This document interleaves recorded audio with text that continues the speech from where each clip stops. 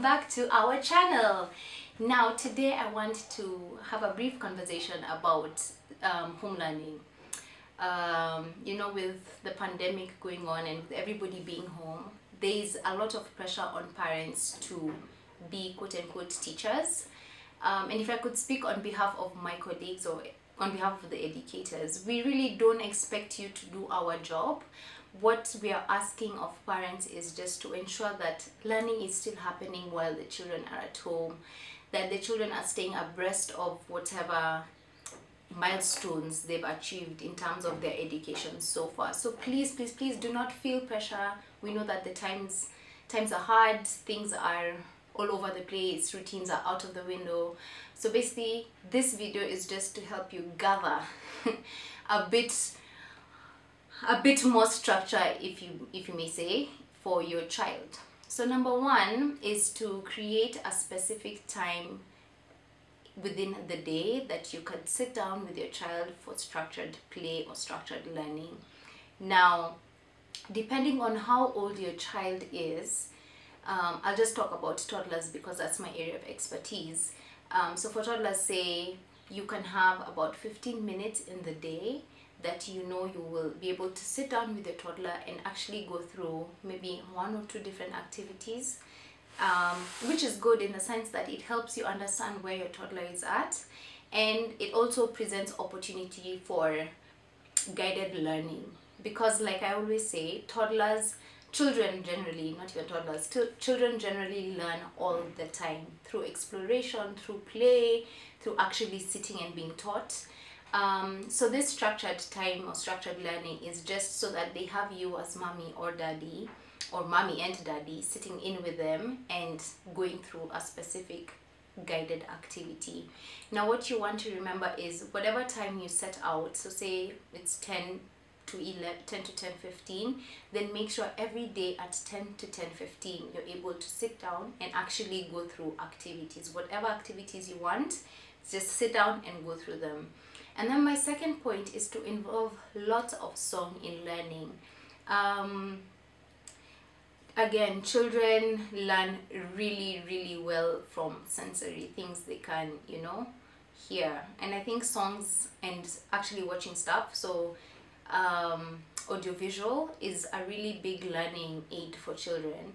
And if you could, as long as they can see it and hear it, then for them it opens up a whole other world within their minds where they can actually visualize and understand better whatever it is that you're trying to teach them or whatever concept they're trying to learn.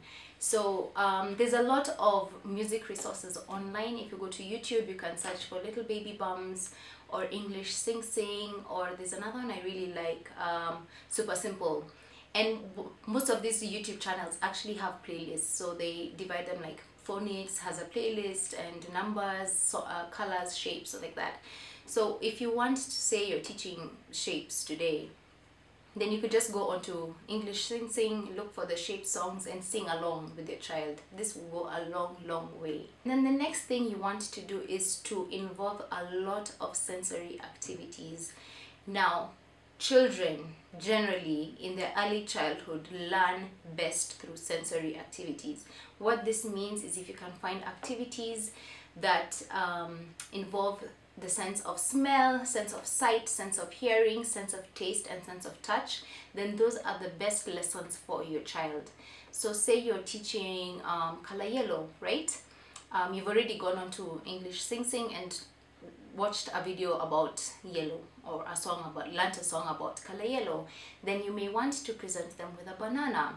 Now the yellow banana, and to talk about it, is the yellow banana, and they can touch the banana and learn texture, peel, which is good for their fine motor skills, and then taste it. So you see they've already done sense of hearing, sense of sight, sense of touch, and sense of taste. What's the other sense? Hearing, sight, smell. Oh, and they can also smell the banana. So in a sense, learning the yellow banana in that kind of setup works best for the child, as opposed to just giving them a picture about yellow banana and expecting them to remember that a banana is yellow. My next point is capitalize on your child's interests. For example, if you find that your child likes singing, or music, involve a lot of music in whatever learning experience you're having. If your child enjoys playing with a ball, then involve the ball in whatever you're learning. So say you're learning how to count 1 to 10, have your child toss the ball back and forth between you and them as you count, or use your ball as a dice and have them jump a specific number of times you bounce the ball. That kind of stuff makes a big difference in childhood learning. The fifth point is repetition is key, and I underline repetition. A lot of people don't understand why with early childhood days you may have your child doing the same thing over and over and over again. Well, it's because that doing it over and over and over again is how the concept actually is best digested. So say you're learning colors, you don't want to introduce one color today, which could be Monday, and then another color tomorrow. This is not going to work for your toddler.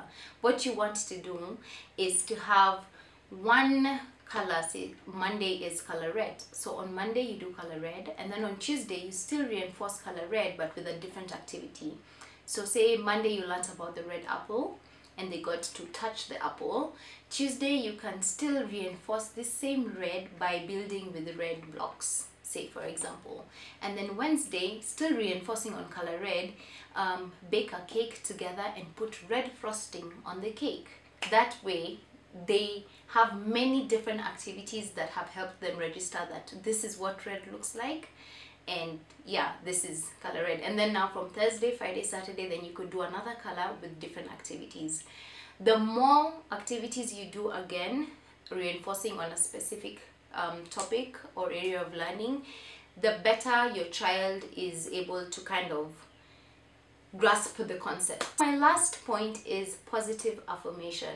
Now with toddlers or with children, actually not even toddlers, I think generally in life, even with adults, when you hear someone say good job, you feel good about yourself. You're like, yeah, my self-confidence is doing a thing or two.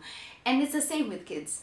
So what you want to do is however small it is or however big the achievement is, encourage them, congratulate them.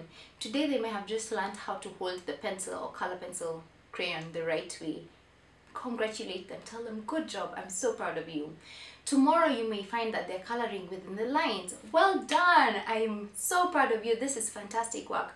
Just keep building their confidence, just a little with the small things you say here and there that makes them feel like they are actually doing a good job and that you as mommy and daddy are proud. And my last point is to be present in your child's learning. Now it makes no sense if you give your child an activity and you put them aside and expect them to do it. There are mistakes that they'll make because they don't know. So if possible, if you could just sit down with them. Again, we're not expecting you to do 5 hours of structured learning. 15 minutes, 10 minutes, 30 minutes, whatever you have is a beginning point. Sit down with them. I would say watch them do it first one time just to see where they're at, and then you can correct the second time. So don't be too quick to correct. Mistakes are also good because it's part of the learning process, but if you just leave them and they make a mistake, then they don't know what they've done is wrong. So you want to be a part of the learning experience. I know it's tricky, times are a bit tough and it's a bit weird and awkward, but we're just calling on you as parents, just to help us so that when we're going back into school, we're not starting afresh. It would be frustrating on the parents, on the teachers, on the students themselves. So we're just, whatever you have, 10 minutes, 5 minutes in a day, I'm sure any educator would be super appreciative of that. So yes, those are my 7 tips on learning from home or home learning, and I hope that these help you in one way or another with the crazy times that this pandemic has brought. So yeah, that's all for today, and yeah, see ya.